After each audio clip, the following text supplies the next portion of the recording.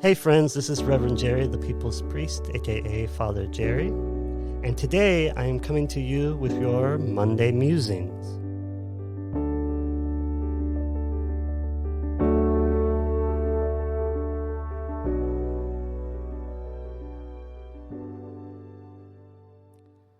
So in the Gospel passage of Matthew chapter 13, it is one of many different parables within all four of the Gospel passages. But this passage in particular is about Jesus' parable of the wheat and the weeds.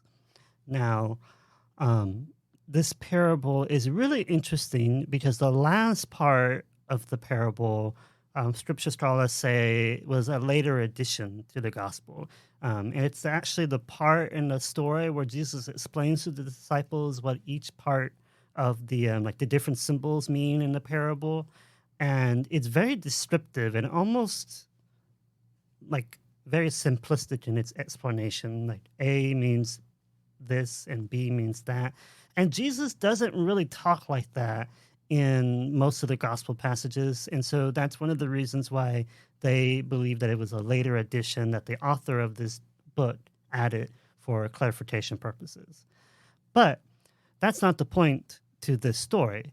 The point to the story is in the parable, Jesus talks about how a sower goes out into the field and he plants what he calls specifically in the passage good seed.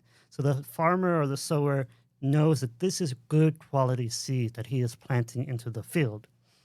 And it grows up, but somebody comes and plants weeds into the same field. And when the farm workers notice this, they tell the field owner about it, and they ask, do you want us to go in and pull up the weeds? Well, they're told not to, because if they pull up the weeds, they will also pull up the wheat. And so they are told to let both the wheat and the weeds grow at the same time. And then later on, when we do the reaping, the weeds and the wheat will be separated. And what I think is interesting about this story is that the first instincts of the farm workers is to go in and to pull out the weeds. And I think that's because we have this innate sense in the human family that because of our various conditioning socially and psychologically, that anything that is different or abnormal or out of the ordinary, we tend to automatically associate that with badness or evil or a lack of goodness and maybe even some dysfunction.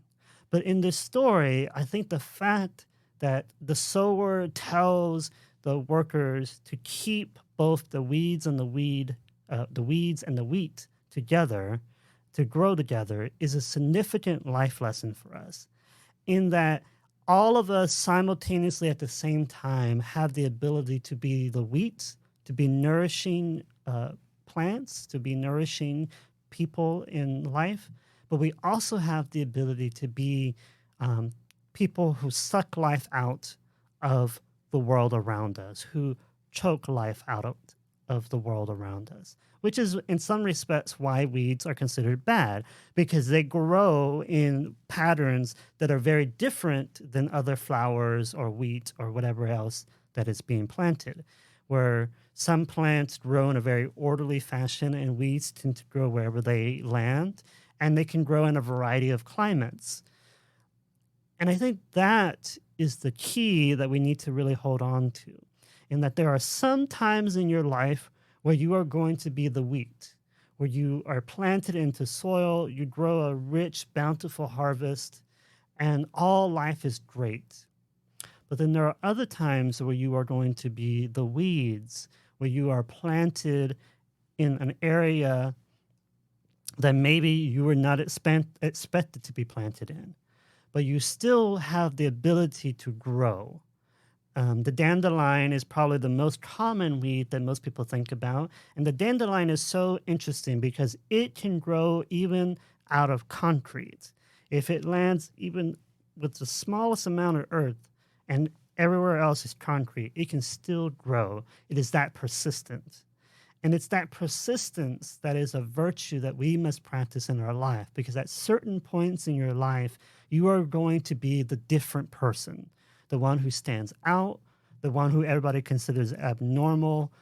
And if you persist in your right to be in that space, to bloom where you are planted, even if nobody else thinks that you deserve to be blooming there, if you persist in that, you will then find out, and other people will find out as well with you, that different does not equal dysfunctional. Different is sacred. Different is divine. Difference allows us to see a vast variety of life growing. And so take points in your life where you wonder about whether or not you are being the wheat in this story or being the weeds in this story, and reaffirm in your life that different is not dysfunctional.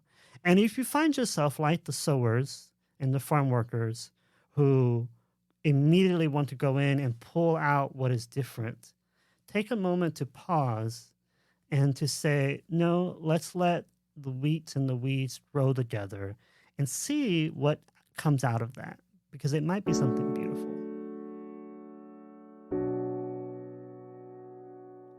So remember, dear friends, that life is short and we do not have much time to gladden the hearts of those who journey with us. So be swift to love, make haste to be kind. And this day and every day, remember that this different is not dysfunctional. Different is sacred. Monday Musings is a weekly reflection series brought to you by Reverend Jerry Maynard, the People's Priest, and produced by C&G Communications. For a small donation of $25 per month, you can be listed as a podcast sponsor. For more information, please visit revjerrymaynard.org and click on the People's Priest podcast under the Media tab.